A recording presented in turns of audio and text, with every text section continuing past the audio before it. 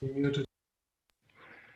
Good afternoon, good morning, good evening, everybody. Welcome to this event in the series of Race to Zero, Transforming Agriculture and Food Innovation Systems to Win the Race to Zero. And the title is Program because it's about transforming agriculture and food systems at the same time. And I think one of the key things we will be hearing this afternoon is how these two agenda items are mutually reinforcing, as the SDGs should be mutually reinforcing. Taking aggressive action on climate change, which is an absolute imperative, doesn't need to jeopardize our fight for zero hunger, for nutrition to everybody, and for more equitable food systems. Indeed, this is a marathon today of a whole set of meetings. And in previous meetings, it came out so clearly how interconnected our food system is with our fight against climate change, how important it is in the perspective of global health, and how significant a contribution it can make to bring jobs and livelihood to people. In preparing this session, we have asked participants and people worldwide the following set of questions. If I could have the slide, please. We ask, what is the one thing that COP26 could deliver which would transform innovation in our global food systems? Is it more investment? Is it outcome-focused research? Is it scaled-up innovation? Or is it community engagement? And this is the response that we got. It's basically all of that. And I've rarely seen a survey that came out so balanced as this one. And it really plays to the systemic nature of what we have at hand and the problem we have to solve. We have to address all of these issues at the same time. We need to bring community engagement. We need more investment in solutions. We need outcome-focused research, and we need scaled-up innovation. Now, without much further ado, I would like to invite our keynote speaker for today to kick off this session. It's Dr. David Nabarro, certainly no unknown. David is the strategic director of 4SD. He's the special envoy for COVID-19 of the World Health Organization and member of the advisory committee of the UN Food Systems Summit, in which I have the honor to serve as deputy to the special envoy, Dr. Agnes Kalibata. David is also a laureate of the World Food Prize and a co-director of Imperial College. And we have the pleasure in the context of the Food Systems Summit to work truly intensively with David, particularly when it comes to bringing the energy and the multi-stakeholder approach of the Food Systems Summit to all of the countries of the UN membership. David, without much ado, you have the floor. Welcome. Thank you, Martin. Hello, everybody. How great it is to be connected in this Race to Zero dialogue during the Agriculture and Food Day, and how great it is to be with a group of people who are totally committed to advancing sustainability, but in a way that has people right at the center of the effort. So I'd like to spend a few minutes talking with you about my own recent work in the intersection of thinking about nature, thinking about food, and thinking about climate. And I want to try to do it in a way that connects people in where they live and where they work and what they do, with also what happens when global issues are being debated. Last year, I was able to participate in a United Nations Secretary General Climate Action Summit. This is a Secretary General Summit, which means that it gives the Secretary General of the UN an opportunity to challenge the world to look at issues with a new perspective and to really raise their game. And I believe that Mr. Antonio Guterres organized this summit in September last year because he was wanting to do everything he could to encourage the delegates who meet each year in the climate COPs to be more ambitious, to be more people-centered, and to get a better direction towards the kind of climate outcomes that we're all focusing on today. And one of the things that he decided to do was to include within the planning for that climate summit a special work stream on nature-based solutions. Do you know, at the time when he was putting that idea together, there was quite a community of people who said, what are you talking about nature-based solutions in a climate summit for? What does it all mean? Why are you mingling together nature and climate in this way? And I remember the Secretary General being very clear. He said, as far as I'm concerned, getting greater involvement in climate action and getting greater meaning to climate action is only possible if nature is right in the middle of the dialogue.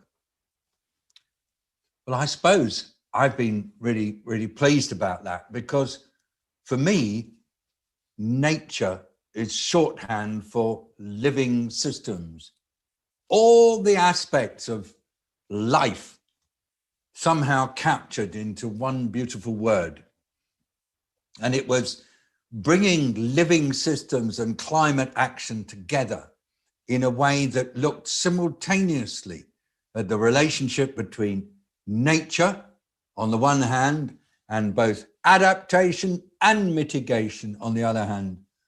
Gosh, that was good. And such a powerful moment when on the 23rd of September, we heard leader after leader saying, yes, for us in our country, the future of climate action involves living systems, brings in nature in a really profound way. And it seemed like this work, in which I was one of the facilitators, had real value in widening and deepening public engagement in climate action, because living systems can't function if everything gets too hot. Living systems don't work properly if weather is uneven. But living systems are absolutely key to preventing carbon dioxide from accumulating in the atmosphere. Living systems are vital for people to be able to adapt and be resilient in the face of climate change. And the end of the summit was about revaluing living systems and saying, let's get them right. And you know, at the heart of all the work on living systems is the work on food and agriculture, because whether food is coming as a result of agriculture in the sea, in fresh water, on land, in forest, in the cowshed, or anywhere else, food is about living systems. And so, and if we really are going to look at the relationship between nature and living systems on the one hand, and climate on the other, something that is second nature to billions of people in our world who work on the land or in the sea or in the forest or in fresh water, we need to value and respect nature and see it as a key part of looking forward to the future. And that's what's made the work we're doing on the future of food so totally relevant.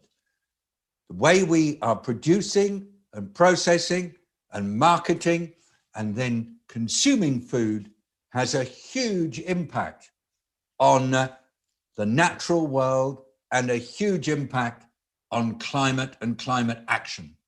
And by bringing together food, nature, and climate into one broad area in line with the Sustainable Development Agenda, we are stimulating a new way of thought and action. And so today, in this particular Race to Zero dialogue, focusing on the future of food systems through the transformation of agriculture and innovation on food, we have a chance to contribute to the valuation of nature, to the transformation of food and agriculture, and to climate action. And if we can do that, and we can do it in a way that has meaning to every one of the inhabitants of our earth, then we are contributing to a most extraordinary potential for a better world for everybody. If we don't do it, we end up with messes like coronavirus outbreaks, or damage to the environment and loss of biodiversity, or complete destruction of coastal ecosystems, and we end up with a world that is really very unsatisfactory for future generations. And do you know, that movement is happening now. We see it everywhere. Nature, transformed food systems, climate action are becoming a new interconnected area of collective action. And as we take forward preparations for the Food Systems Summit, we see opportunity for dialogue and engagement around these issues in every community, in every habitation, in every subnational area, in every nation throughout our world. And it's starting to happen. The movement is there. Some say, well, it's not fast enough. I'm saying I'm watching the pickup of collective interest in this from young people, from farmers, from fishers, from people looking after the environment, from community organizations, from cities, and from subnational groups, from nations, from regions. I'm seeing it happening everywhere. It is the transformation. It's the bringing together of nature, food, and climate. And it's what we're focusing on today through our networks, with our narratives, nurturing new relationships that are going to be shaping the future. Thank you for the chance to be with you. And thank you also for the opportunity to be part of this most extraordinary and exciting transformation that's happening in our world right now. Thank you. Thank you very much, David, for your inspiring words. And the systemic approach around food, the recognition that food systems are really the central piece in the achievement of both the Sustainable Development Goals and the Paris Agenda, is really what has triggered the Secretary General to convene the Summit on Food Systems, which is going to happen next September. And it's connecting, as you said, people and planet. It has the potential to make the world fairer, while at the same time we can undo the damage of the past and really ensure that for the future we live within the boundaries of our wonderful planet. There's a whole research program that does exactly look into that, and that's CCAFS, the Climate Change, Agriculture and Food Security Research Program of CGIAR. And this is led by Dr. Ana Maria Lobogera Rodriguez. And I'm very pleased, Ana Maria, that you will be setting the scene here with a presentation about how this can come together, how climate change can be addressed and food security at the same time. And I'm handing over the floor to you. We're looking forward to your presentation. Thank you very much. Thank you very much, Martin. So let me share the screen so that everybody can take a look at my slides.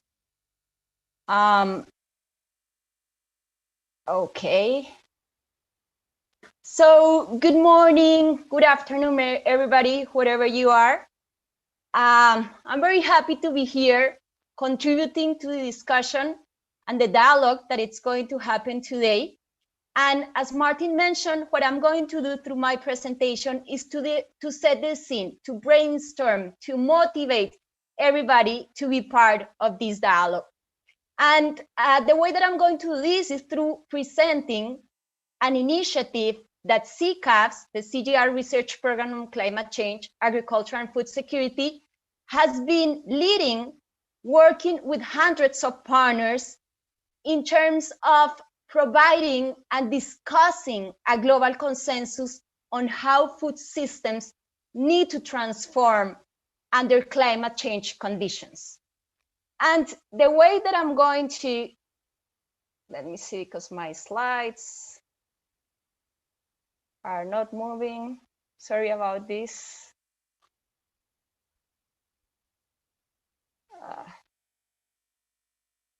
Can you see my slides moving?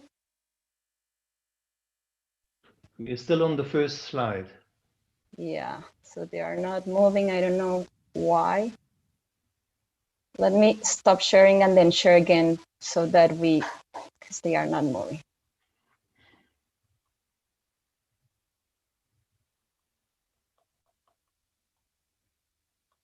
No, they're not moving.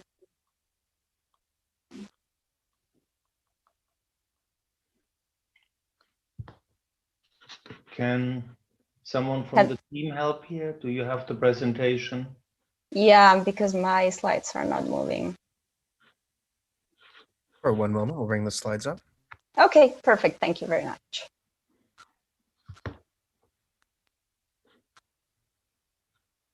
Excellent. Thank you. Yeah. So if you could go to the next slide.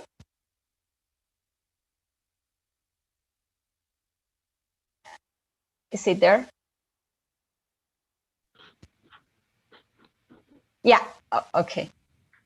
He just needs to go on full screen and I think we're good to go. Okay, can you go into the next slide?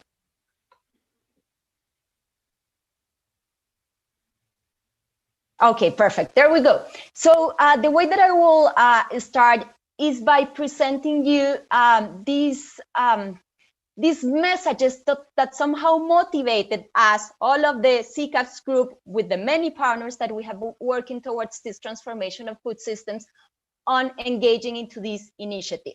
And what you can observe in this graph is, in green, you can see the trend for undernutrition starting in 2000 until 2030. And then in orange or red, what can you see is the trend of numbers of natural catastrophes. So the key message that comes from this graph, it's one which basically says that even though in the last years we have improved in terms of undernutrition, and this is just an example, you can take any variable that it's related to food and you will see somehow a similar story. So even though we are improving, we are not doing it fast enough. And the magnitude of the effort is not big enough in order to achieve the Sustainable Development Goals. If you overlap this trend in terms of the numbers of natural catastrophes as a proxy on the impacts of climate extreme events into livelihoods, then you get a really, really challenging picture. The other two variables of this equation are in relation to two dimensions that are really key when thinking about the way that food systems are behaving right now. One is in relation to the environment, and this relates to greenhouse gas emissions, to use of water, loss of biodiversity and ecosystem services, and this is becoming a major and increasing cause of concern. And then the other dimension is in relation to human health and nutrition, where we have seen good progress overall, but there are looming challenges in relation to the triple burden of malnutrition. If you could go into the next slide, please. So given these key messages, again, this was what motivated all the group in terms of engaging in a lot of conversations, dialogues. We had even a science conference on the transformation of food systems under climate change in order to address this very relevant issue. And let me highlight that during the past years, there has been a lot of action in terms of reports, papers in relation to the need of this transformation in this specific initiative, which materialized in a transformation report that was launched this June. And I invite everybody to take a look at that. But what we tried in here was to address where in the complexity of food systems are the best levers to achieve change. And therefore, we propose 4 action areas with 11 specific and concrete actions within these 4 areas. And we went deeper into discussing each one of these 11 actions in terms of having a very clear goal, but also the how to get there, where, and who. And I'm not going to go into detail in each one of these 11 concrete actions. I'm just going to emphasize on one of those because it's the key and relevant one for the discussion today. But before going into that, let me present these 4 action areas where these 11 actions are set. So if you could go into the next slide, please. And then into the next one. So 4 action areas to generate this change, this reconfiguration in food systems under climate change conditions. Bottom line, business as usual is not possible. And I think that was what I was trying to demonstrate through my first slide. So if we are serious about reaching the Sustainable Development Goals and the Paris Agreement, then we need to drastically change the way that we are doing things. We need to change pathways. We need to transition into new ways. Therefore, we need to reroute farming and rural livelihoods into new trajectories. These new trajectories need to deal with greenhouse gas emissions. They need to be able to reduce inequality, address gender and social inclusion, and incentivize climate resilient practices that meet dietary needs. But in order to do this changing of pathways, this rerouting, we need to be able to reduce the impact of variable weather and extreme events. And therefore, we need to de-risk livelihoods, farms, and value chains. We propose 3 key action areas in order to do this. Thinking about inclusive early warning systems, second, adaptive safety nets, and third, climate-informed advisories. But we cannot forget that food systems are responsible for 1/4 of total greenhouse gas emissions. And therefore, there is a role of food systems to contribute to the reduction in greenhouse gas emissions. And we believe that the levers in order to do this include thinking about diets and value chains. So significant dietary shifts and massive reductions in food loss and waste. And then the 4th area to really be ready to transform these food systems, it's very much related to everything that I just said, and it's cross-cutting, and it's having the enabling environment for this transformation to happen. And if you could click, please, then this relates very much to realigning policies, to realigning finance, and realigning support to social movements, and a very, very important one, being able to change the way that we are doing research, being able to transform innovation systems. So if you could press. Exactly. So transform research, development, and innovation systems to deliver impact at scale. But when you think about transforming research, when you think about innovation systems, the research community, it's in the heart of this transformation, and they have a very, very relevant role to play. So if you could go into the next slide, please. And therefore, coming from a research perspective, if we are serious about this transformation in innovation systems, we need to transform ourselves. If you could press, please. Yeah, and one more time. Exactly. So, and why do we need to change and transform ourselves in order to contribute to this agenda? Because thinking about the way that we are generating knowledge, that we are doing agricultural research for development, is still very fragmented, and there's some circumstances is inefficient. We're still observing a lot of duplication. In some cases, it's overly supply-based, and we are still acting under silos. If you could press again, please, in the slide. And then this principle of publish or perish is also disincentivizing researchers, and if you could press again in the presentation, to deliver end-to-end sustainable and scalable solutions, which are the ones that are really, really needed if we want to transform these food systems under climate change conditions. So what can we do? If you could press again in the slide, please. How can we change? Here are some clues. There are many, but here are some clues for brainstorming. We need to become better at priorities, more strategic agendas on the research topics. But we definitely need to have clear theories of change, clear impact pathways on how users are going to take our knowledge and do something about it. And that implies involving stakeholders and users from day one, thinking about coming up with them in terms of which are the key research questions, so that we are able to deliver these end-to-end sustainable and scalable solutions. We need to work in a less fragmented way. We need to pay a lot of attention into deployment, and very, very important and fundamental for this transformation initiative, we need to be able to measure success as how much we are benefiting society from our research. If you could go into the next slide, please. And therefore, this comes back to the report, the transformation report that I was mentioning. As I said, we have 11 actions that we highlight through this report. One of those speaks directly to this transformation in innovation systems to deliver impact at scale.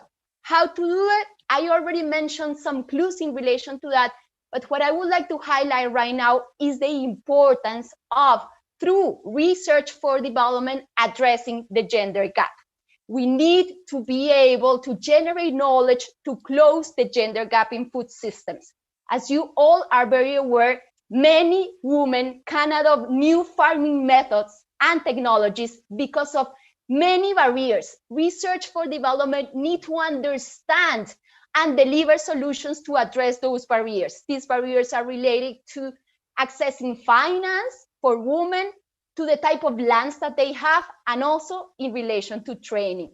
If you can press again in the slide, please. And another fundamental stakeholder in this process of innovation are the national and international research funding bodies. The same way that researchers need to change and transform, we also need the right message, the right incentives coming from the national and international research funding bodies, enabled to make this happen.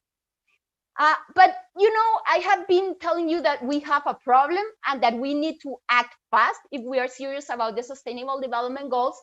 But the good news is that there are a lot of examples out there that are really innovating in terms of these innovation systems and doing research in a different way in order to provide end-to-end solutions. If you could go to my next slide, please. So I'm just bringing to the discussion two examples. No, the previous slide.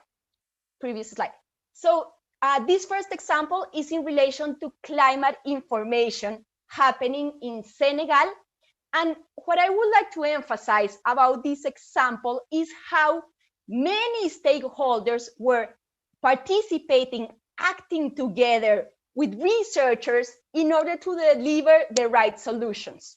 And it's not only about the use of sophisticated models to construct these weather forecasts, but it's also the role that researchers have in terms of understanding and helping so that that information goes all the way into the hands of the farmers, that farmers can understand this information, and more important than that, they can act upon this information to make better decisions. For instance, when to plant, when to apply water, and so on and so forth. So in this project, that was what happened. We worked with women and men farmers. Women were totally fundamental in terms of being able to receive these weather forecasts and doing something with this information. Obviously, the National Meteorological Services were really important in terms of capacity building, being able to use the models to generate the climate information, working with the extension agencies was really relevant in order to move from the production of the information into the translation, and again, putting this in the hands of farmers, and a technology which it's very simple, but proved to be very powerful, the use of community radio stations to spread this information. As a conclusion, or as the end of all these people working together, the project was able to bring 7 million farmers forecast information in relation to weather forecasts, but more important than that, the farmers were able to act upon this information in order to deliver on food security outcomes. If you could go to the next slide, please.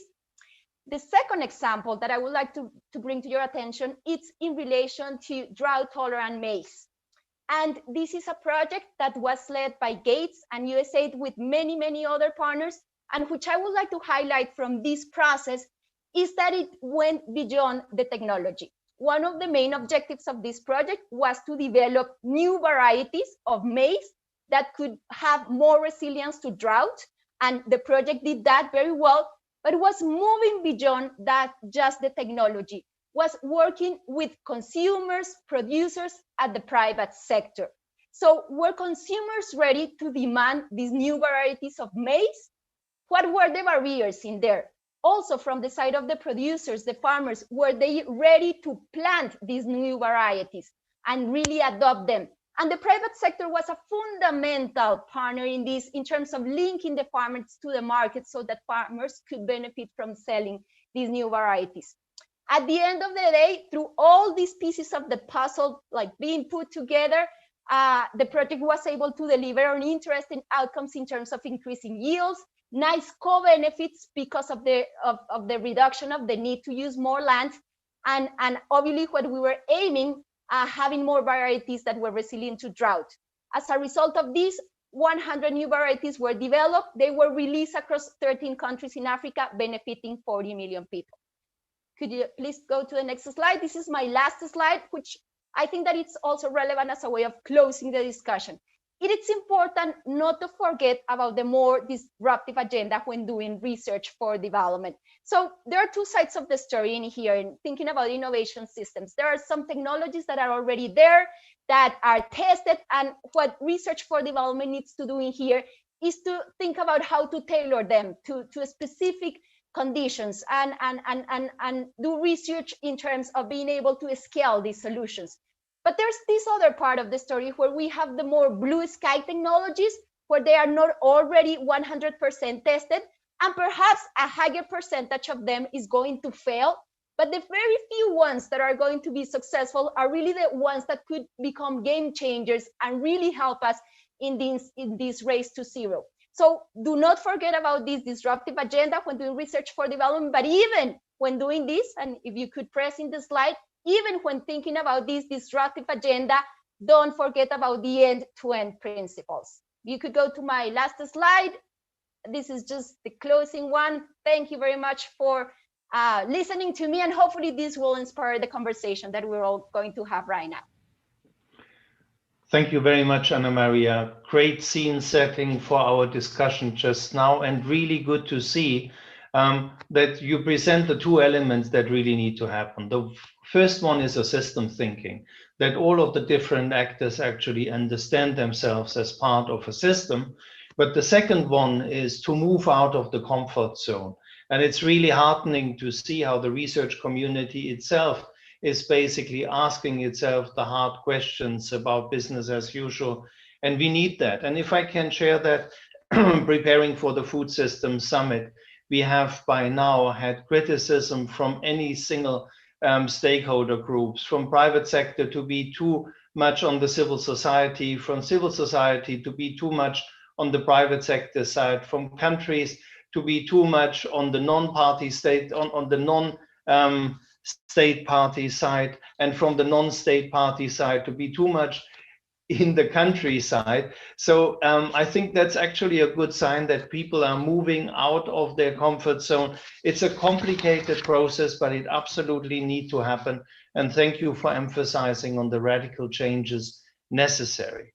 So with that inspiration, I would like to introduce, and I do that very, very shortly because all my panelists have fantastic CVs and bios, but I want to give the audience ample time to engage in discussions. So in rapid fire, our next panel is Dr. Cristina Rumbaitis del Rio, and she is an action track co-manager for the Global Commission on Adaptation, which is a massive enterprise that has inter alia developed the number that we would need 1.8 trillion US dollars for global transformation, for really have a climate resilient future, and I will come to that in a second. We have Dr. Paco Serem, who is the research director of the National Academy of Science, Arts and Letters of Burkina Faso, and that reads very much like a Renaissance man, which I know, Paco, you are. We have Anne Tadweiler, who is the coordinator for Policy Action Coalition of a Just Rural Transition and senior fellow at Meridian Institute, and certainly one of the most experienced people in food systems out there. And we have Val Knanendran, the Director of Environment and Climate at the UK's Foreign Commonwealth and Development Office, FCDO, and he's overseeing the international support that the UK is given to environmental issues, including adaptation and resilience. And let's jump straight into our discussion. Cristina, I want to ask you, the Global Commission on Adaptation has estimated that we need 1.8 trillion for adaptation. What role does agriculture play in that, and innovation systems? Over to you, Cristina. Eager to hear from you. Thanks, Martin. Investment in innovation and research and development is absolutely critical as climate change poses an existential threat for many of the world's most vulnerable farmers. In order to cope with new stresses, greater extremes, more variability, and the growing demands of more food, of meeting the SDGs and eliminating hunger and malnutrition, we really need to meet this challenge with new solutions, and that's going to take investment in research and development and innovation. And the return on investment can be huge. Ana Maria mentioned the example of drought-tolerant maize, which has been found to, in one example from Zimbabwe, farmers using the new drought-tolerant maize were able to increase their harvest by 600 kilograms more than per hectare, more than farmers using conventional varieties. And new research on the return on investment of agricultural research shows us that those cost-benefit ratios can be anything from 2 to 1 to 17 to 1. But very, very importantly, as we learn from just having hosted 50 different listening sessions with stakeholders across the world in different climate hotspots, farmers organizations, national research organizations, universities, government representatives, they all told us loud and clear, and we consulted over 1,000 stakeholders over the past few months. They told us that the research system needs to change in some pretty fundamental ways. First, it needs to be much more demand-driven and responsive to the needs of those stakeholders and involve them in partnership to develop the research agenda. And that's very much what these listening sessions were geared towards doing. Second, as Ana Maria highlighted, it needs to be much more systems focused. As we know, for climate change in particular, there's no silver bullet solutions. You can't fix one part of the system and expect everything else to work perfectly, because it just doesn't work that way. And last but not least, we need to get solutions into the hands of farmers. And not just into top-tier publications. And that means a pretty fundamental change in how research is done and what the incentives are behind that research and innovation agenda. So that's the challenge we have ahead of us. However, I'm very hopeful. I think we're well underway in reforming the system to meet that challenge. Thank you very much, Cristina. It sounds so straightforward that the farmers have to be at the center, but it cannot be said often enough, and unfortunately, it's all too often ignored. Thank you for making this point. And you're working on the just rural transition, facilitating agricultural policy reform in several countries. How do you envisage, how would these reform processes work, and how can food innovation help driving that? Over to you, Anne. Thank you very much, Martin. So the Just Rural Transition was launched at the Climate Action Summit that David mentioned in his opening remarks. And it is viewed that repurposing agricultural policies to basically incentivize different sets of behavior is fundamental to actually achieving the results we want to see on climate, on nutrition, on the many goals that I think Martin and David also mentioned in their opening remarks. And one of the things that always strikes me is that in the 20th century, we were so focused on yield and increasing food production. And the policies were aligned that way, and the research community was aligned to achieve those goals. So it's a symbiotic relationship, really, between changing the policy incentives to incentivize reduction of greenhouse gases, to incentivize improved nutrition, et cetera, and having a research system that mirrors and feeds into helping farmers to achieve and to take advantage of these new incentives. I think the other piece of it, Martin, is there's been, of course, mention and just by other speakers of the importance of increasing the funding for research. And I think one of the goals in this policy repurposing is the notion of public money for public goods. And the ultimate public good is, of course, public research. So we're hoping with the initiative working with countries, developed, emerging, and developing countries to really push that home. The other thing I'd like to say is, and it's been mentioned, but we've had a research system that not only has been focused on yield, but has been focused on yield in a few major food security crops. And another initiative that I'm part of is the Commission on Sustainable Ag Intensification, which is really run by the Waterland and Ecosystems Program, also of the CG. And it's really taking a look at where do we need to invest our research dollars. So it's not just more funding, it's what crops, what regions, what challenges do we need to be focusing on? And they're going to be coming out with a report in, I think, early first quarter next year, looking at where we need to be investing, not just the dollar amount. So thanks. Thank you very much indeed. And it really, I will take that with me, this ultimate public good perspective of publicly available research. That's certainly it. Paco, we have heard a lot about the expectation for transition of agriculture and innovation systems. How is that working on a country level? How can we bring that down to the people who matter for us? And what do you see are the obstacles on that way? Paco, over to you.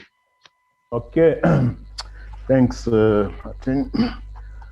I just want to start by an assertion. We are talking about transforming food system, agriculture and food system. Really, if we want to succeed in that, there is a good an assertions. I have seen that many years ago, and I have some good example of achievement today. Is, to act at national level, we have to not forget that the success at national level is linked to the regional. That is an assertion. We have many examples coming nowadays. For example, in West Africa, you have the seed improved material, the seed of improved material, the availability has increased tremendously due to the regional aspects of how to produce seed for the producer. That's helped to strengthen the development of national seed producer company with the support of the NARS and their partner. So we don't have to forget this assertion. I just want to say what I'm going to say now. We don't have to forget this assertion saying that the success we are trying to achieve through the national, at national level is derived from also the regional. So having said that, you know, there are a lot of things happening at the country level. There are a lot of fragmented initiatives. So what is important for achieving this agriculture and food innovation system, for me, is to have an inclusive, or maybe not but inclusive policy favorable to agriculture sector and food innovation system with the following characteristic. Some of them have been already highlighted by Anna. So, but I have to say that in the sub-Saharan Africa, it's important to prioritize of food value chain for a massive investment. It is important also to strengthen the agricultural system to generate more appropriate technology in support to the development of this value chain. So we need also a strong, substantial support to agriculture and rural advisory services to support producers. Training, of course, of at the family farm, because you know in Africa that is very important. There are a lot of ministry leading one part of the pieces. We need to have a multi-sectoral governance of agriculture and food innovation system. So that is really linked to this adoption of inclusive policy. That is the first, and for me, the most important to have. Nowadays, we are talking about also the involvement of private sector. Yes, according to the FAO, private sector is already involved in the agriculture for the promotion of agriculture, because you can take many sections. You will find seed company, you will find industrial, you will find financial agency. They are already involved. But the question now for us, which private sector do we need, knowing that the public and private partnership, this paradigm, all along the agriculture value chain must be intensified, in particular for structuring investment capable of meeting the specific need of each segment, because we have many segments.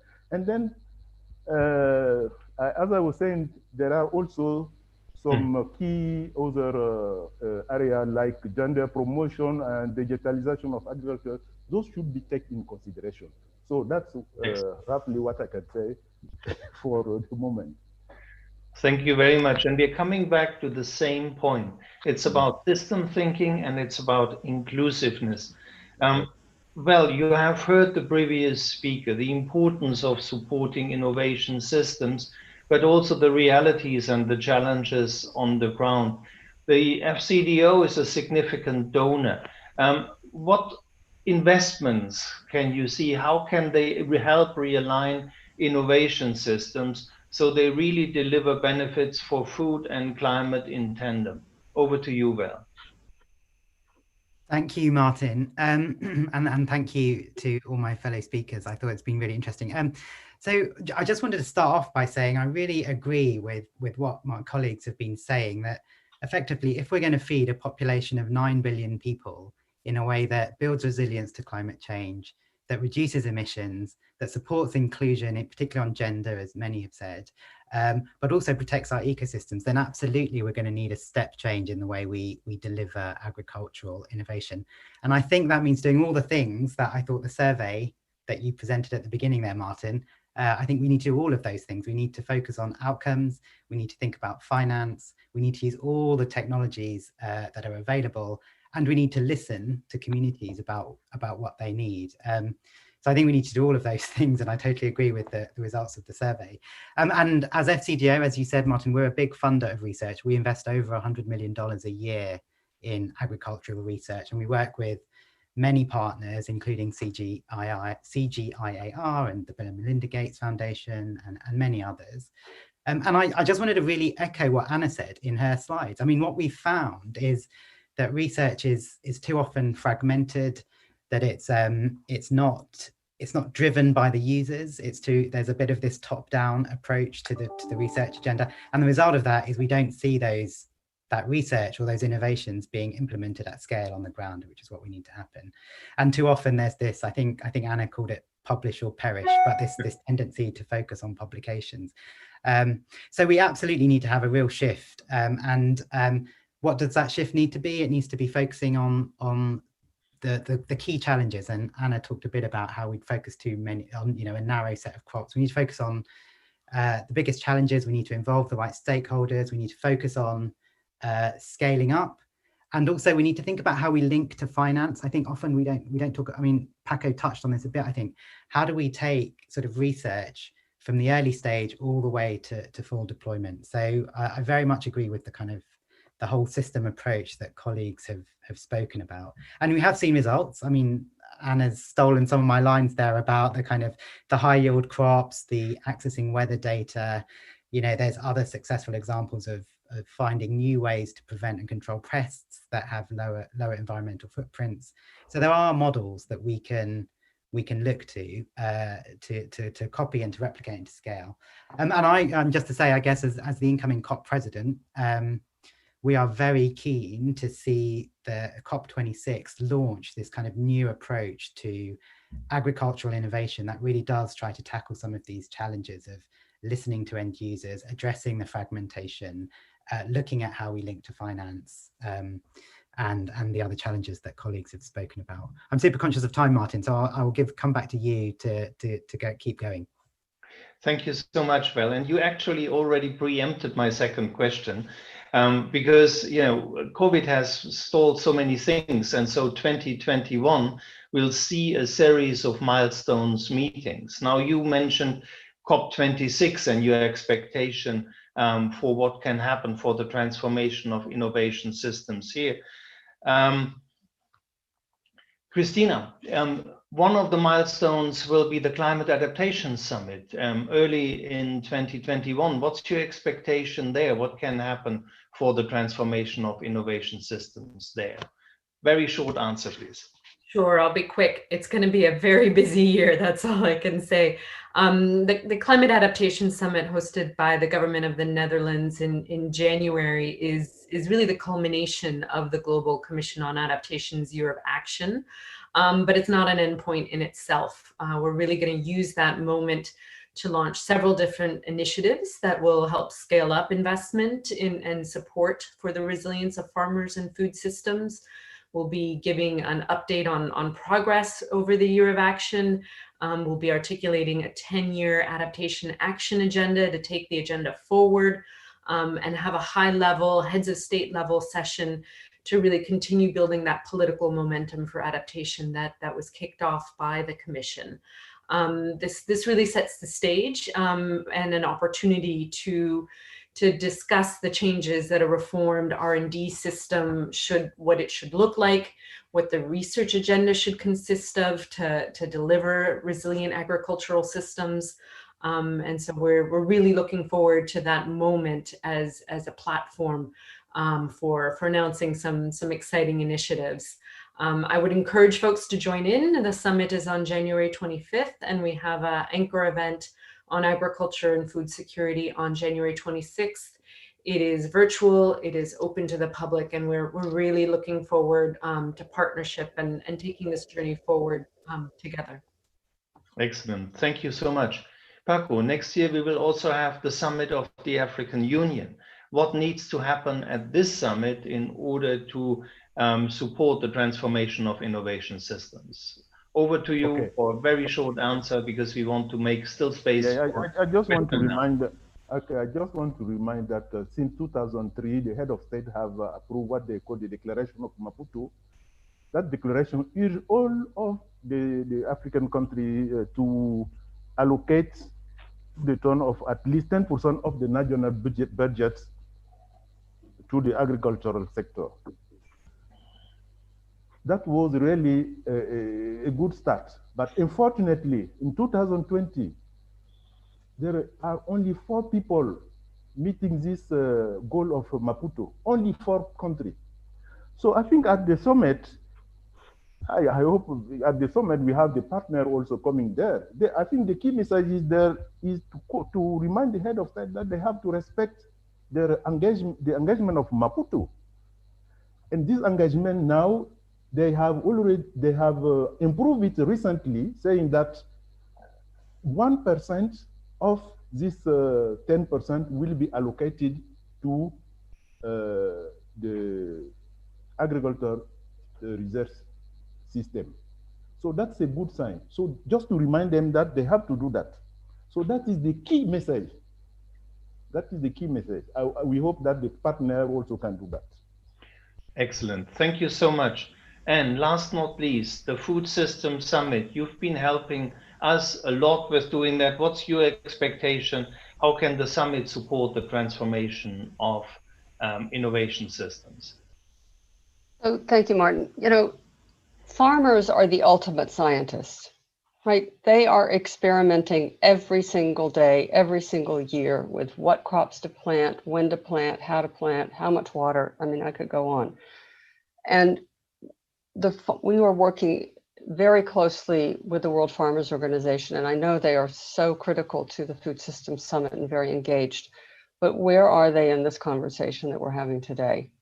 The World Farmers Organization is working on climate issues. They're working on all sorts of other challenges that farmers face. And when I was at Bioversity, we published in a peer-reviewed journal an article with farmers who had no PhDs, but proving that the farmers knew just as much, if not more, than our researchers. And so I think it's just so critically important that we respect and include farmers' knowledge and farmers in our research conversations, including ones like this. And I know the Food Systems Summit is taking farmers incredibly seriously. So I commend you on that, but I think farmers themselves need to be engaged in these conversations about the direction of research.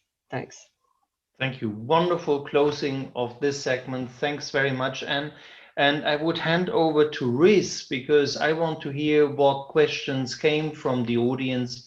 And then we have a quick moment for the panelists to answer to those questions. Riz, could you come in and give us the questions, please? Hi, Martin. Thank you very much. We have had many questions. The chat box has been extremely busy throughout this event. So I will just select some of them. I think probably the first question we might want to ask, and I think this is a very open question for the entire panel, relates to the energy behind this transformation. So, of course, amid this coronavirus pandemic, we've seen unprecedented levels of change and innovation, which has been driven by necessity in these difficult times. So as we shift to a kind of new phase to build back better, I think the question is on a lot of people's mind is how we can sort of harness the energy that we've had during the coronavirus for change and innovation and apply that to climate change and food security. And so I think that's probably a question for many on the panel, and I open that up to anyone who wants to answer as a starting point. Thank you very much. And I can even expand on this question and saying, well, COVID is now also releasing enormous amounts of money for building back better. How can we use that energy? How can we use that money to really transform innovation systems? Who of the panelists want to go first to answer that question? Christina.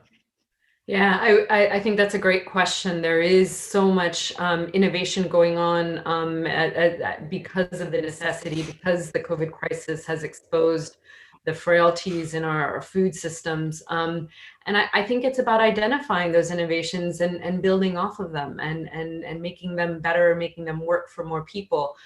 Just as an example, I know that there's been much more use of digital technology to connect, for instance, fishers, small-scale fishers with consumers more directly, cutting out the middle persons. That's great. It opens up new markets for those small-scale fishers. But how do we ensure that there's also fish supply getting to low-income households who might not be as technically engaged and connected? And so I think it's about identifying those really innovative and scalable solutions and building off of them. And that's, again, one way which our research and development system can work in partnership with farmers and fishers to identify those needs. And it should be part of recovery packages. That should be part of the investment going forward. Thank you very much. I think that digital reality of the 21st century really has come upon us fully with the COVID-19 crisis. And we really see also the difference between the advantaged and the disadvantaged with the digital inclusion that is really needed. I would also believe that COVID-19 has maybe shifted the common ground to more systemic thinking on how vulnerable we are and how something like the pandemic can really disrupt our food systems very quickly. And well, I see you wanted to comment, and also I had no chance to ask you about your expectations for COP26 in the context of innovation systems. Over to you, Bill. Thank you, Martin. And I just to say, in response to the question that from the floor, I totally agree with Christina. But I also just wanted to mention, and this maybe Anne was perhaps going to make this point, but with COVID and the recovery from COVID, balance sheets, we all know balance sheets are being stretched across the board. So we need to make sure public money is being used effectively. Anne talked about public money for the public good. So repurposing agricultural policies and subsidies to have even higher environmental impact is obviously a good thing to do if you can extract more from that public money when public money is under such pressure. So sorry, Anne, if I took your point there, but I thought it was a really important one to make. And so linking the kind of fact that COVID recovery is putting balance sheets under pressure. Martin, super quickly on COP. So COP26 is obviously a really important moment. I heard what you said about all the stakeholders in the Food Systems Summit feeling like you were paying too much attention to the others, but COP26 is another moment where we can bring all these stakeholders together and ideally do that around a new vision for agricultural innovation that we've talked about. And we want to start the firing gun at the adaptation summit that Christina mentioned in January. And we want that campaign to do 4 things. We want it to mobilize new finance. We want at least 50% of public investments in agricultural innovation to be going to supporting the SDGs that relate to food, climate and the environment. We want to showcase business models and public-private partnerships that show what's possible. And we've talked about a few examples of that. And then lastly, we just want to build consensus around these evidence-based solutions and start the dialogue going. And we really want, picking up Anne's point, we really want to involve people in that campaign. So we want to listen to farmers and civil society, to businesses and the private sector, to funders, and also, of course, to the research community. And so what do we want by COP26? I would say COP26 isn't the end. This is going to be an ongoing thing. But by COP26, we do want to have agreed this common vision. But also, hopefully, we'll have built some new partnerships that can endure beyond COP26 and take this agenda forward. Back to you, Martin. Thanks. Wonderful. Thank you so much. I'm checking the time. I think we have time for one additional very fast question. Reese, if you have one more question for us. Okay, so well, this is one from my colleague Danush. So Martin, you and Anna Maria both make very good points about the need for stakeholders to move outside of their comfort zones. So this is a question for everyone. How do we and how do our organizations do that? It's a quick fire final question. How do we get out of our comfort zone? That's an excellent question.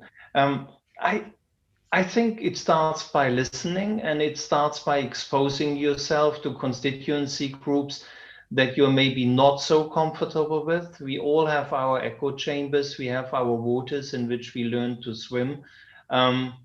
We need to get out of them. We need to listen to other people. We have to be challenged. And, you know, and that came out of this wonderful discussion just now. We really have to listen to the people who all of this is about, and that is the farmers. I don't know whether any of the panelists want to add to that. Anne, please.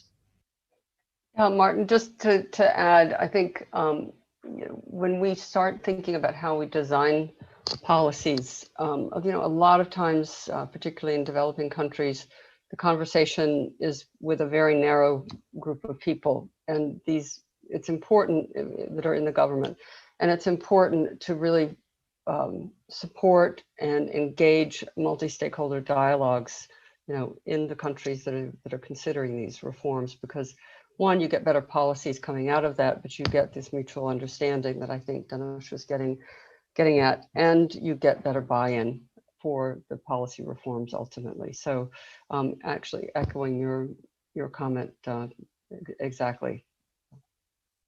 Thank you so much, Anne. And Reese, I understand you're going to bring our audience now out of the comfort zone and ask them to get personally active. Reese, over to you. Thank you very much, Martin.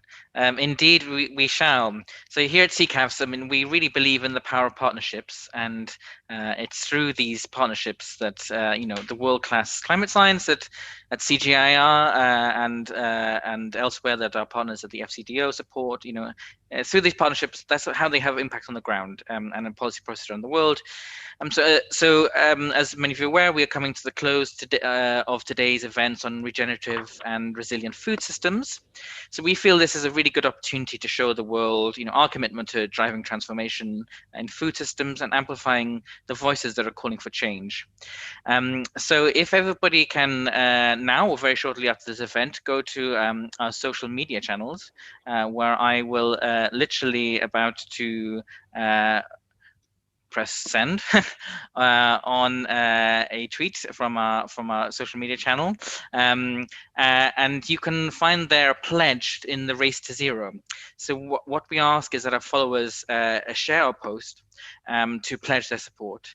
And as you share the post, you can add your thoughts on how we collectively and as organizations and individuals can foster innovation in food systems.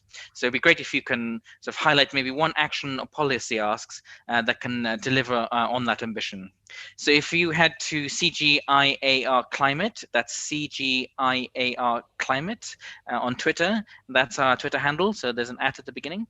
Or if you go to the CGIAR program on climate change, agriculture and food security, in brackets CCAFS on LinkedIn, you will shortly find our pledge there, and you can share that with your networks. So thank you. Thank you very much, Reese. And talking about action, I remember when Christiana Figueres at the time announced the creation of the new climate champions, high-level personalities from the COP presidency that really should drive all of society engagement.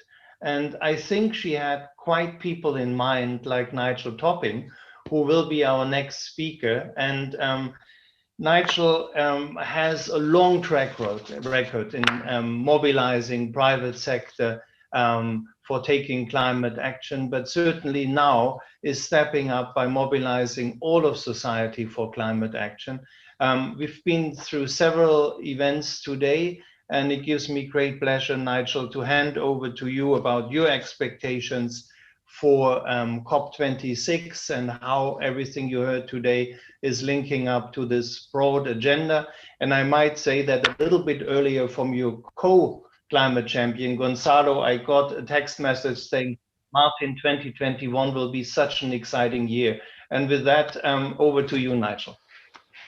Well, thank you, Martin. And I'm going to try and just say a few things about this last session, and then we're going to seamlessly mutate into wrapping up the whole day. So I've got to try to remember which hat I'm wearing. But actually, you just said some very nice remarks about me being a high-level champion. Of course, it's a very grand title.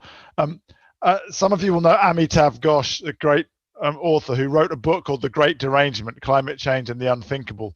And he's quite critical of the multilateral process and the UNFCCC. But in particular, this is a paragraph I read whenever I think I'm getting too big for my boots.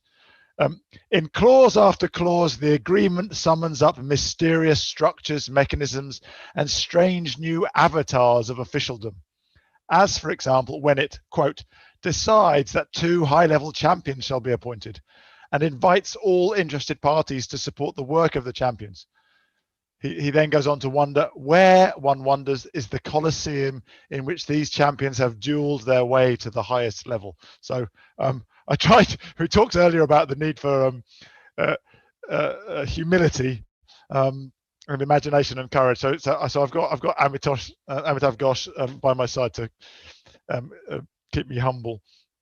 So I really enjoyed that last session. Just a few thoughts then on the innovation agenda. I mean, first of all, Martin, I really wanted to agree with you on the need for us, I think all of us, no matter what we do or what our role is, to get out of our comfort zone.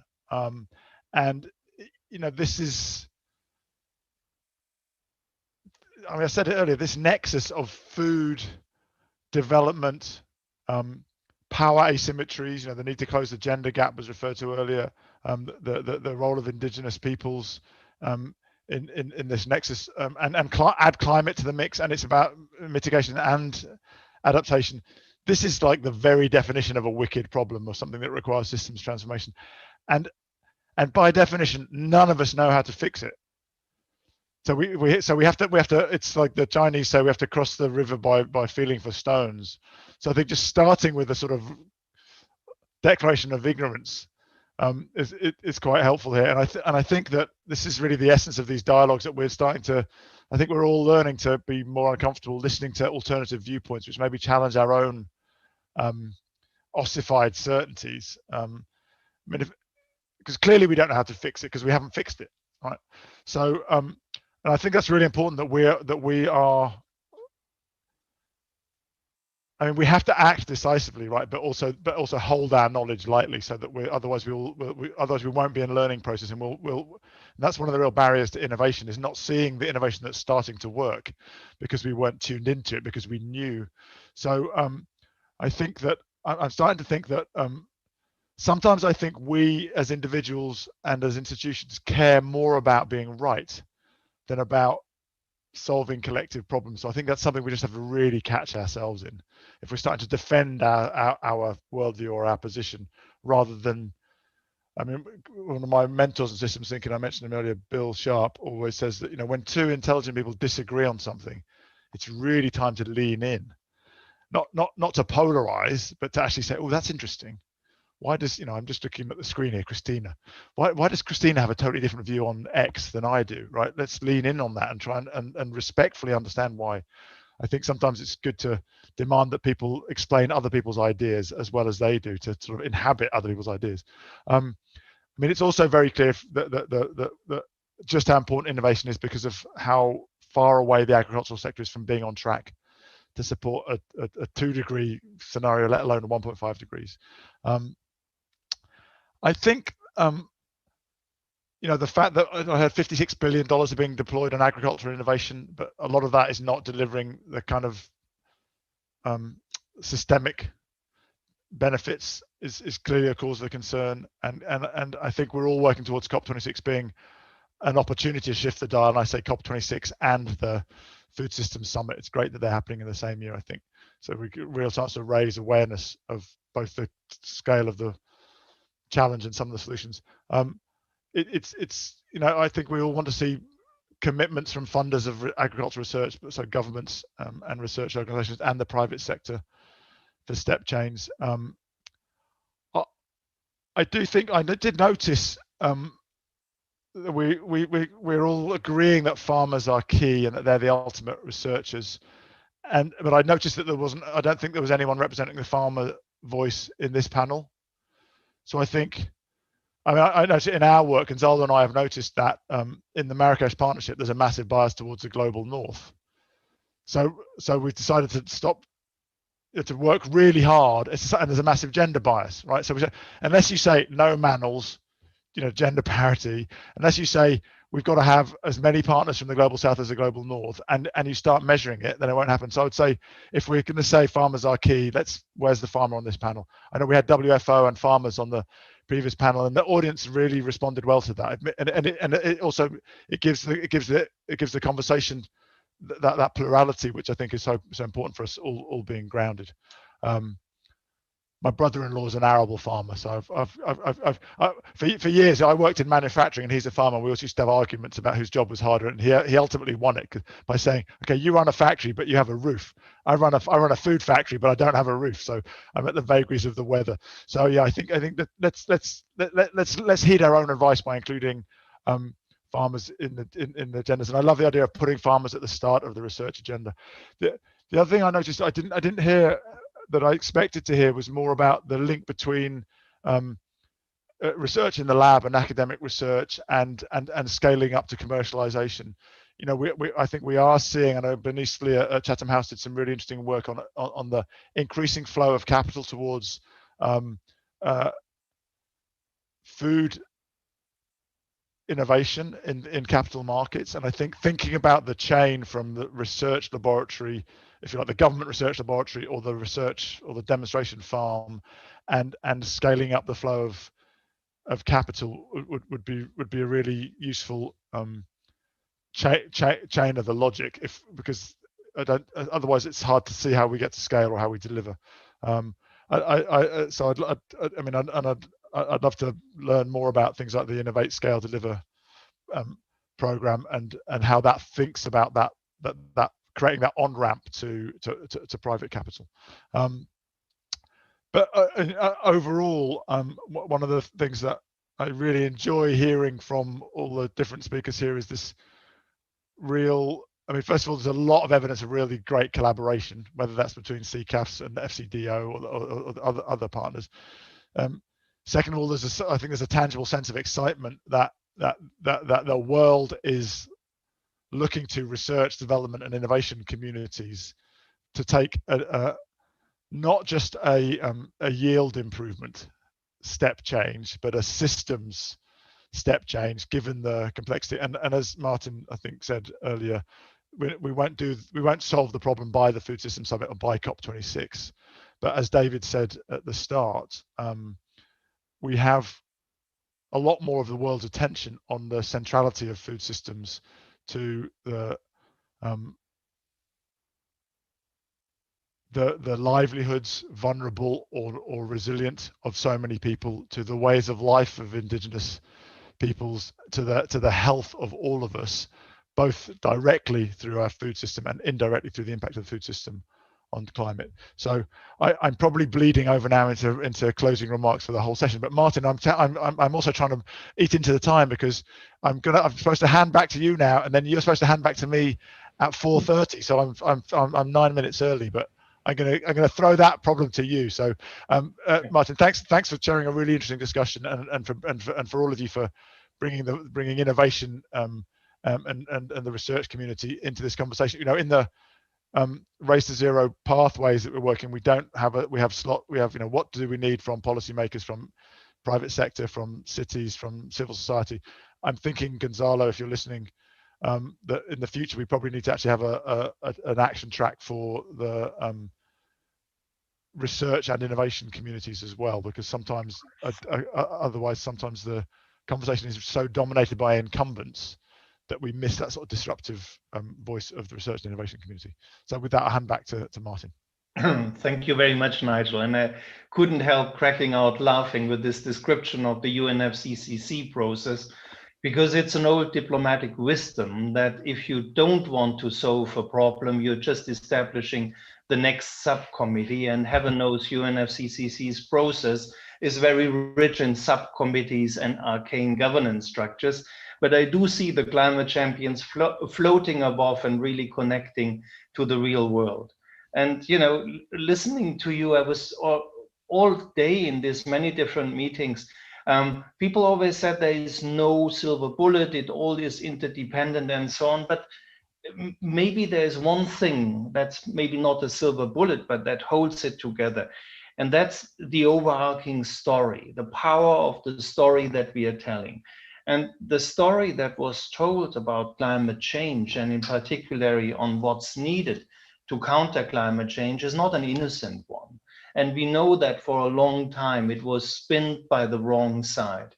So countering climate change was always portrayed as choices, and indeed false choices. The choice between mitigation and adaptation, the choice between producing food or addressing climate change. All of that didn't come innocently.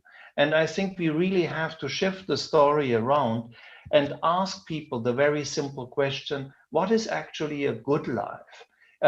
We are always so afraid of giving up or changing anything because we are comfortable with. We know how it works, we know how the system is, and even if it's a bad system, we accept it as a given.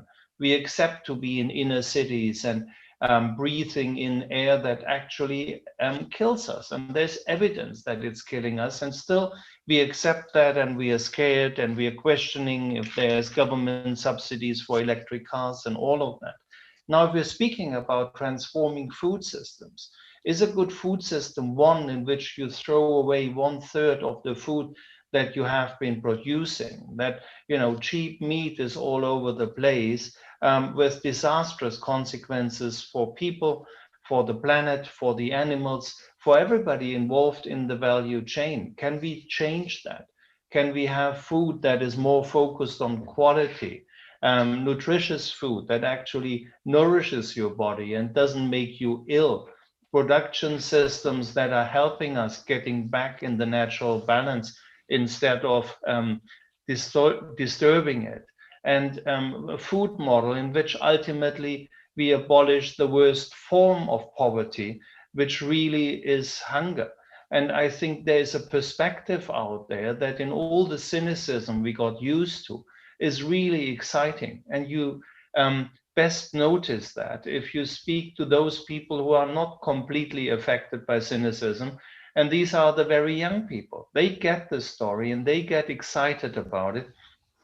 And I think that's our biggest chance and hope, that this excitement of young talent really translate into something that can rapidly transform. I mean, what we have seen in solar energy, for example, in the last 10 years is staggering in terms of the technological revolution. And it seems to me, if I'm seeing the research agenda and what's coming out, what we have learned over the last 10 years only about soils is incredible. And it's incredible how little we know or we knew about the system that actually keeps us alive. And, you know, working on these innovation systems, really understanding how this planet works, is about time. When geologists call this the Anthropocene, and we are the strongest force of nature out there, so we better learn how to work with the system before we completely break it. We have 5 more minutes, and I just wanted to ask, since we have such a fantastic panel here, whether my panelists want to close for this round with a 1-minute closing remark each. If so, just switch on your video and I see who wants to take the floor, if you are there.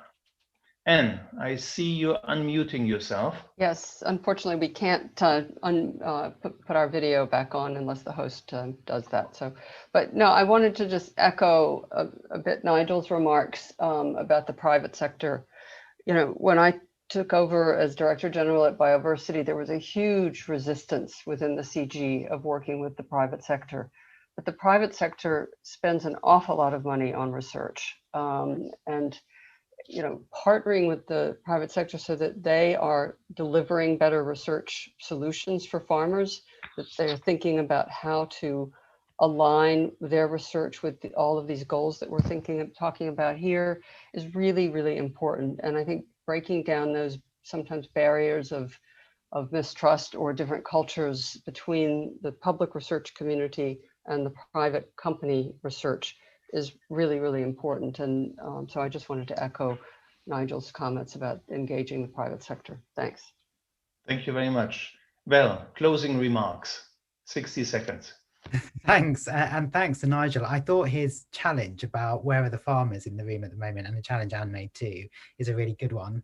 And it links to this point about coming out of your comfort zone. I think, you know, sometimes those discussions, because it's so very, you're coming at the world from very different perspectives, are quite uncomfortable. So I just wanted to say that this needs to be the place where we can have those conversations. And I think the way Nigel framed these sorts of dialogues is absolutely right.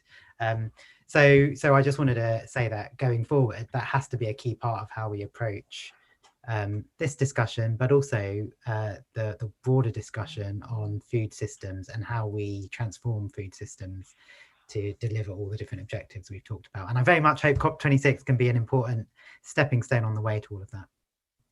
Wonderful, thank you. Christina. Yeah, I guess I'd echo the point about listening deeply to farmers and listening to stakeholders more, and just to say I'm actually quite invigorated and quite optimistic that we will confront the challenge ahead, and that comes from having been part of very privileged to be part of these 50 listening sessions that have been held over the past several months under the Global Commission on Adaptation.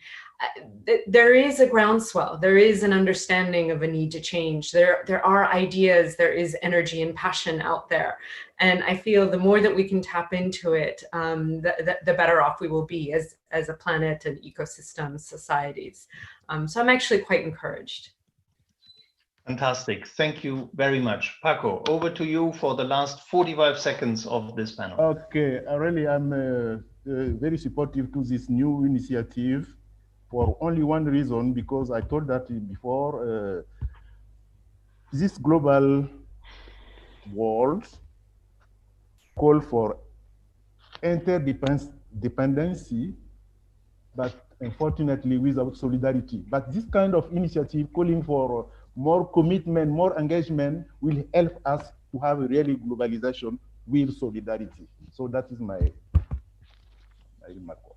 Thanks. Thank you so much. And with that, thanks very much to my wonderful panelists, and thank you, Nigel, for your remarks.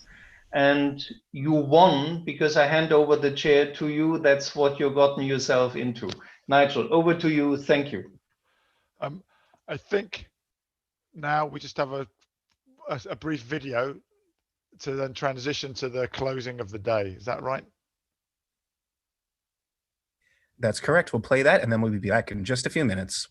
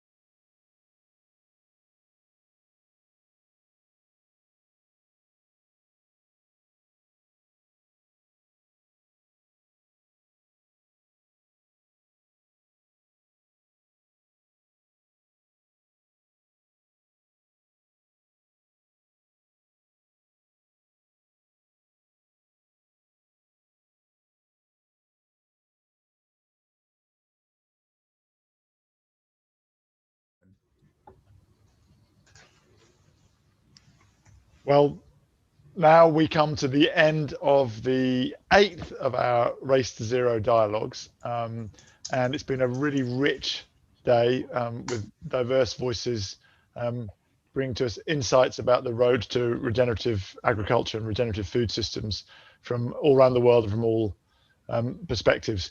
And I'm delighted to hand over to Rachel Lambert, who's Agricultural Research Team Leader at the UK's FCDO, for some closing remarks. Rachel, over to you. Thank you, Nigel.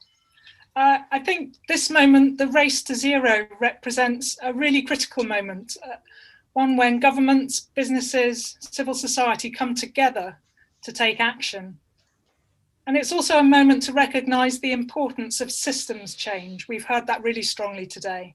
Sustainable agriculture and climate resilient food systems are vital to a zero carbon future.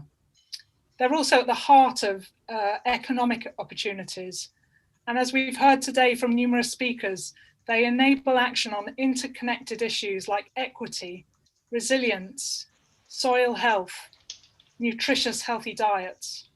And a transformation in agriculture and food systems will be essential if we're to achieve the Paris goals and rapidly adapt to changing climate. And we've heard today as well about some of the ingredients for this transformation, about innovation, about the scaling of climate resilient, low emission solutions, and the delivery of new technologies to smallholders, both men and women, and different vulnerable groups. What are those ingredients? We heard that we need more investment to catalyse that huge investment of $1.8 trillion that we need for adaptation, including agriculture, the natural environment, water, etc. Delivering this in turn requires a transformation of research and innovation systems to really drive the development and deployment of new technology at scale in order to deliver benefits for climate, nature, and food. And as we heard earlier, producing more from the same land sustainably is how we can reduce pressure on deforestation and nature. We heard that research agencies must enable scientists to innovate with farmers, with governments and businesses to find practical solutions that work and that can be scaled and measured. Research must put outcome-oriented solutions and put users at the center of the process.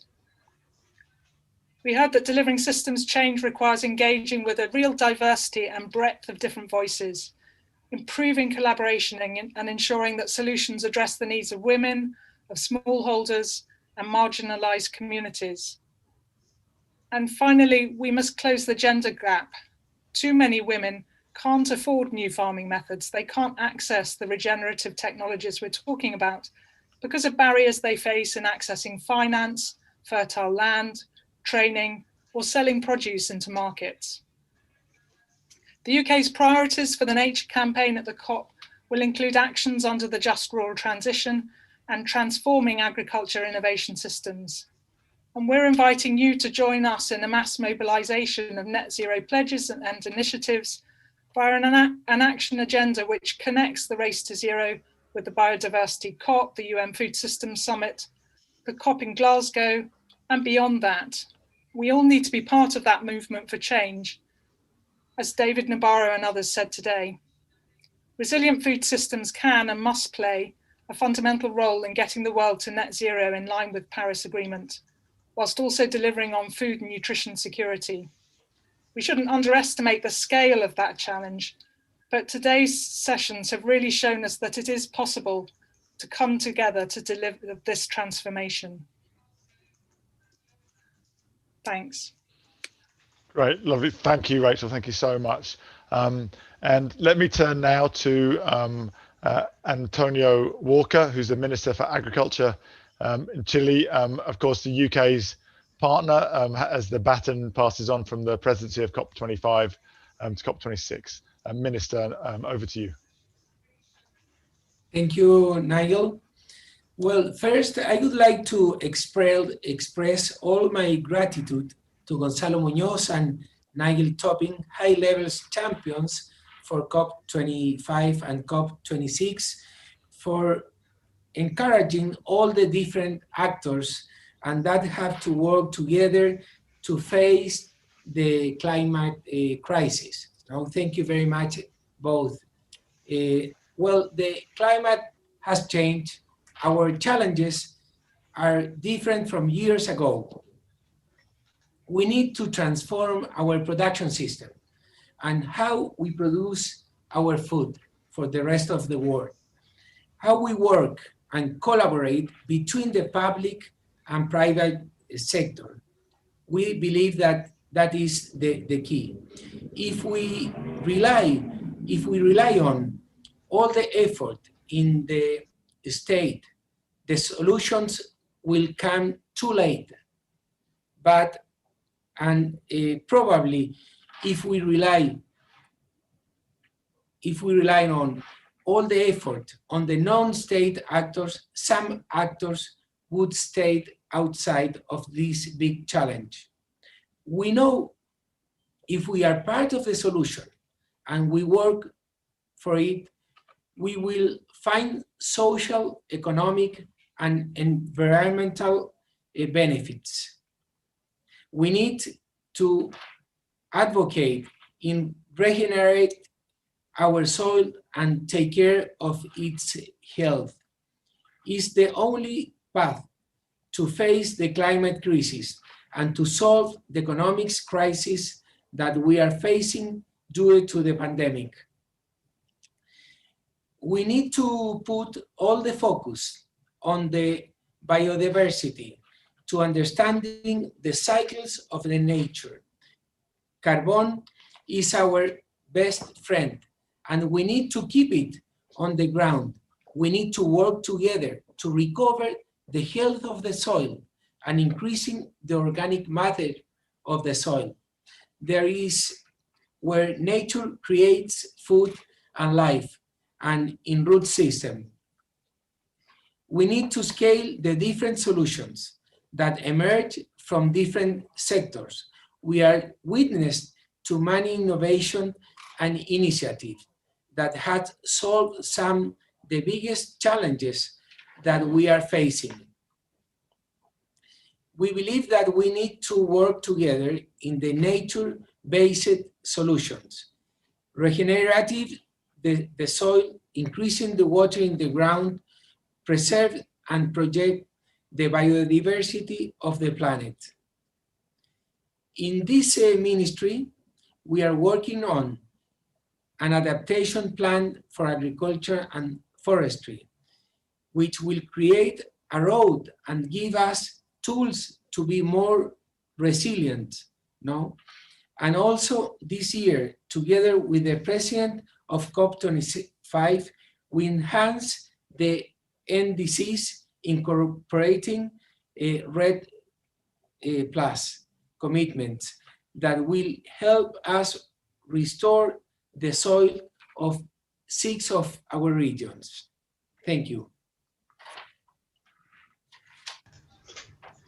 Thanks so much, Minister Walker, not only for your words, but for the work that you're doing in order to include regeneration into the Chilean agriculture program. I've been a privileged witness of all of the work that you're doing, so thanks so much. And also I would like to thank Food and Land Use Coalition, Global Alliance for the Future of Food, Salzburg Global Seminar, World Business Council for Sustainable Development, World Farmers Organization, 4x1000 CGIAR, Climate Change, Agriculture and Food Security. Also to this last one for lending the platform for today's event.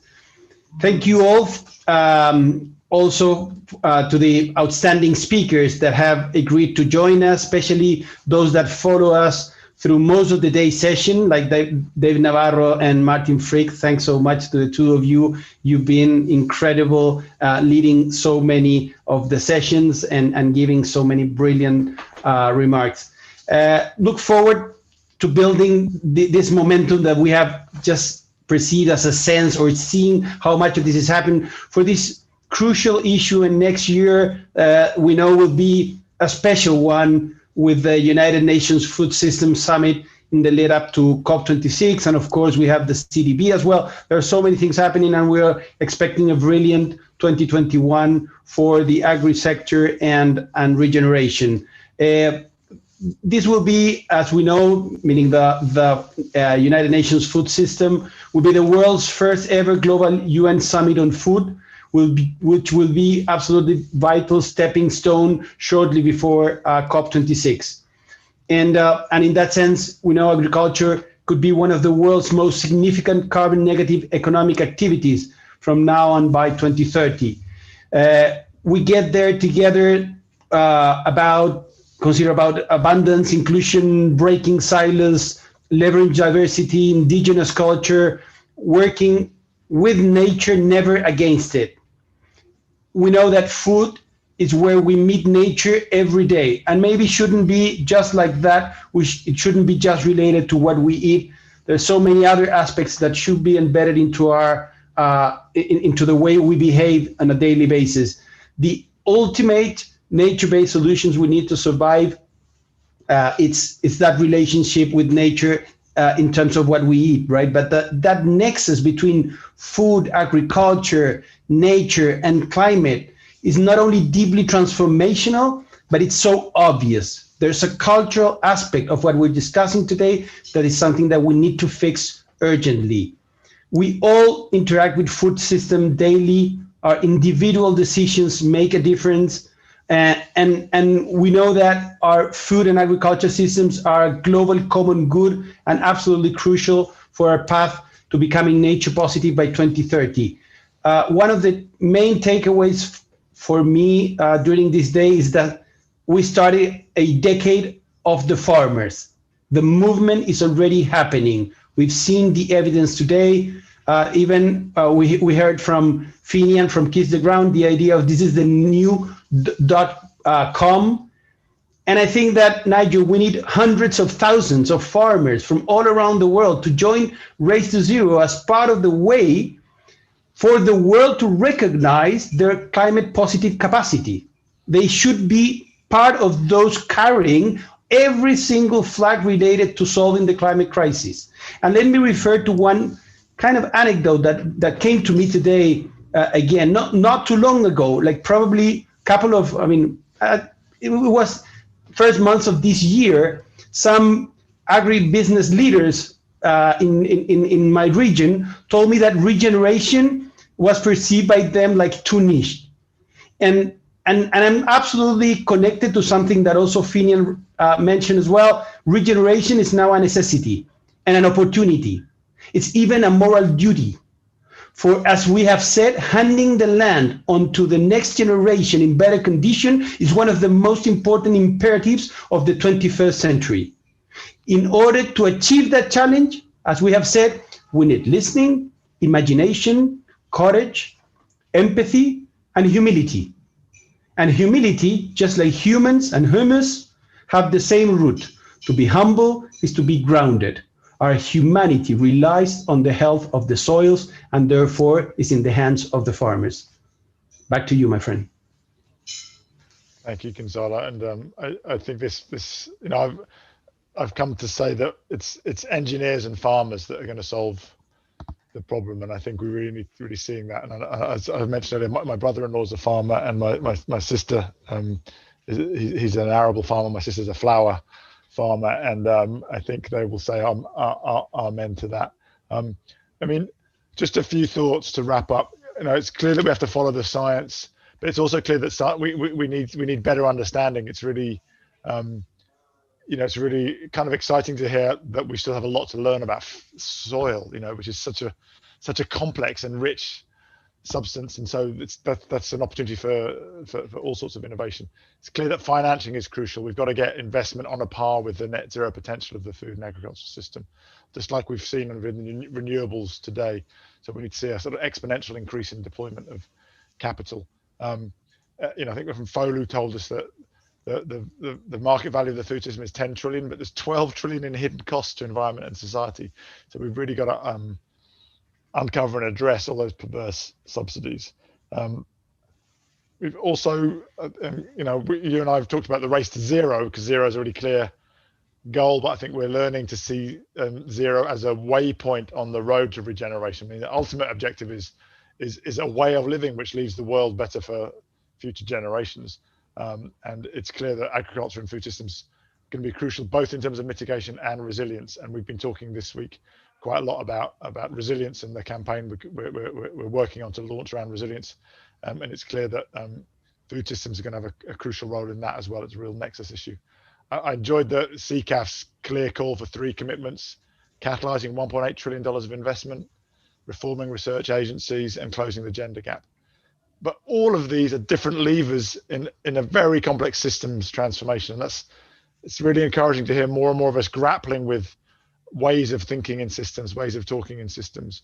As has been said very often, there is no silver bullet. I mean, we will be publishing the Marrakesh Partnership pathways, showing a way which has been harvested, if I can use a food metaphor, from many partners involved with, of what it would take to get to zero and what the different roles for policymakers and other actors are.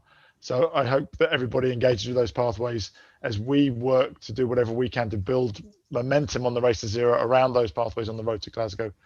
Really looking forward to seeing everybody at the Food Systems Summit, one of our key milestone events next year, and again in Glasgow to hopefully celebrate farmers, the commitments that everyone's made, and the progress that we're making to get there. I'm really encouraged by the quality of the conversation and the respectful nature of the dialogue, as we've said all along. This is not a debate where we're seeking to be right. It's a dialogue where we're seeking to learn so that we can move faster together. Tomorrow we move on to dialogue 9. We're going to be covering the built environment plus cities, states and regions, and we're going to be having a couple of more resilience sessions weaving through the whole 2 weeks. So with that, I'd like to say thank you to all of our partners. Another great day, really encouraging. Stay well, everybody, and we'll see you soon. And with that, I'll say goodbye. Bye, everyone. We are in a race against the climate emergency. Unlike most races, there won't be just one winner. In this race, we all win, or we all lose. Countries must lead the way in this race, but they cannot win it by themselves. This is why today, cities, regions, businesses, investors, and civil society are coming together to launch the Race to Zero, the largest ever coalition of leaders to commit to one goal: zero emissions by 2050 at the latest. To achieve that goal, we need to act now. Together, we'll be racing for a healthier, fairer, and safer world.